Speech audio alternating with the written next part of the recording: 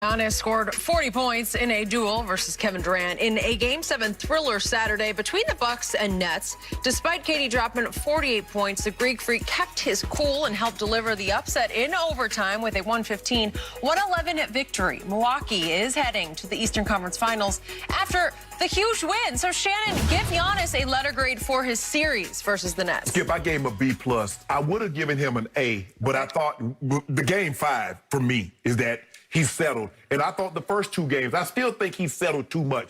But in Game 6 and 7, he settled less. He's like, James Harden, you know what? I remember what you said about me, too. And I'll let you out the hook in Game 5 by shooting a fadeaway. Skip, he tried to bully his way, shoot over the top. He was trying to get, like, you know what? Hey, if you foul me, you foul me, but I'm gonna have confidence that I can go to the line and knock these shots down. So I gave him a B+, Skip, because Game 6 and 7, he was sensational. He averaged 32 and 13 for the series, but that wasn't the most impressive part. The most impressive part is that he stopped settling in those games, because if he had kept settling in Games 6 and 7 like he did the first 5 games, they would have lost this series. And considering that Holiday and Middleton, Skip, they didn't play good, but for like a small window in the fourth quarter, Giannis kept them in the game until they got, Middleton ended up hitting that final shot. Middleton hit a 3 and then hit another clutch too. But Holiday played terrible this series. So I gave him a B+ because he started attacking and stopped settling. So I guess it's time for the Bucks to trade Giannis, because for the 7 games, he shot 48% from the free throw line. At least Ben Simmons shot 61% during the regular season, right? Hold on. One guy averaged 33, 32, and 13. Your guy averaged 9.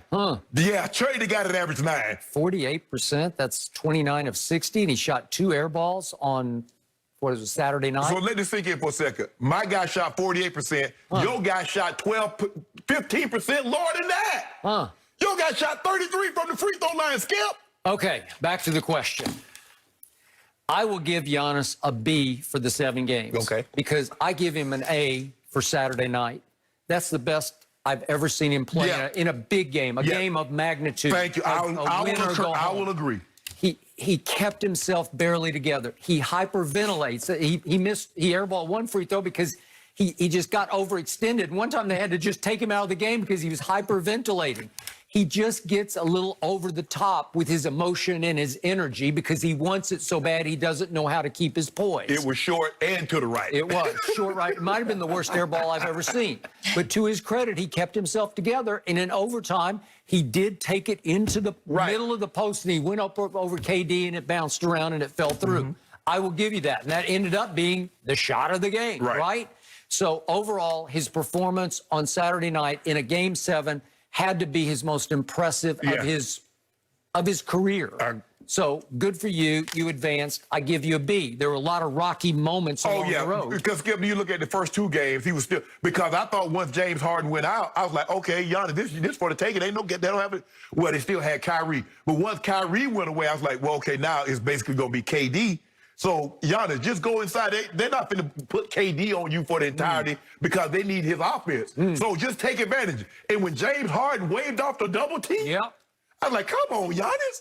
But he didn't let him off the hook, Skip, Game 6 and 7, like he had in the previous 5 games. And I'm not going to let him off the hook. He should beat Atlanta and get... No. Can the man even celebrate? You can't even let the man celebrate. I don't know if he... gave him a B. I know who he did beat. Who? I know who he did beat. Listen to me. The best player on the planet. I know who he didn't beat when he was in the East. Something you might be excited about. Could Russell Westbrook join LeBron and AD in LA as the new Big 3? There is some more here. To the greatest player on the planet currently is what Kevin Durant deserves. Oh, you mean LeGon? Whoa. Hold on, Skip. It's not your turn. It's my turn. Well, I don't need no. It's my turn. Let me speak, because I'm going to turn the floor over to you. The way that you assign a superstar, the best player on the planet, has been established by one Skip Bayless. And it happened in Game 1 against the Golden State Warriors when LeBron James was 51, 8, and 8. And Skip Bayless said, you gotta make the, you gotta do all this, yada, yada, yada. And in overtime, LeBron James didn't take a single shot. Well, Kevin Durant in overtime was 0 for 6. And he airballed the last shot.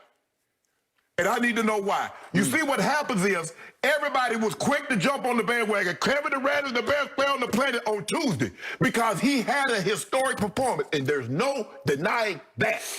But they asked him to do it again. And he didn't. They asked him to do it again, and he couldn't. Do you see what they asked Kevin Durant to do over the last 3 games? And let me say one more thing before all this gets lost, and I don't want all of this, none of this to get lost. Kevin Durant, the best player on the planet, had a 2-0 lead over Giannis. This is not a supers team. Giannis Antetokounmpo is a superstar, but this isn't a super team. You talk about how bad Trae Young shot, I'll see you, Trae Young, and I'll raise your True Holiday. Oh, okay, exactly. Shot 36%. Is that 36 better than the 39? Oh, I didn't think so. But anyway, back to my originally scheduled programming.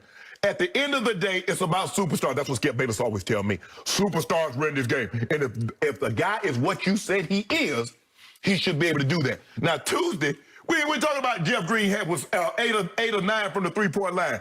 All Skip Bayless want to talk about was boom, and boom, right between y'all, 49, 17, and 10. They say, you know what, KD? Since Kyrie is out and James Harden is still hobbled, we need you to replicate that again. We need you to do what teams have asked LeBron James to do for 18 years. So what you saw on Tuesday for Kevin Durant over 1 game, we've asked LeBron to do that. His entire career, series after series, playoff after playoffs, and he's done it. And when he starts to wear down at the end of the game and he doesn't come through, you don't give him a pass. So with that being said, unfortunately, Skip Bayless, I'm not going to be able to give your guy a pass, Kevin Durant, in this. They lost this game on his home court, which I told you he would. After having a 2-0 lead, has LeBron James ever had a 2-0 lead and blown it? It's a simple yes or no. No. Yes or no, Skip? I don't know. You do know. You must have looked it up. No comment. He had all those cakewalks through the East for all those years. So when you got Skip, you got to think about what your guy had. This is easy. He was going to have it. He was about to get Trae Young. He was about to get a banged-up Clippers. He could possibly get a banged-up Clippers. LeBron was injured. All these injuries, everything was set up perfect for him. Except he lost his other 2 running We don't do it. mates. No. He's the best player on the planet. He is, and he proved it by far times 10 He once going again. home. Speaking of going home, what did ever happen to LeBron? I don't know. Is he coming back next year? Only thing, he got a head start. Because guess where KD is? The same place as LeBron. Shannon, you have my sympathy. No, I LeBron don't. flamed out in the first round against the Phoenix Suns. Your guy flamed out in the second round. Okay. With a 2-0 lead. My guy had the biggest liability I have ever seen in playoff games, named James Harden, who has a checkered past in playoff games, as we well know, because they're still looking for him in Houston from that night in that closeout Game 6 that my Spurs went to Houston, and James Harden was an absolute calamity. He couldn't do anything anywhere, and my Spurs won by 40-something points that night in a closeout at Houston. He has a track record of disappearing, but this was way worse than disappearing because clearly James Harden was playing on what they all claim to be a pulled hamstring.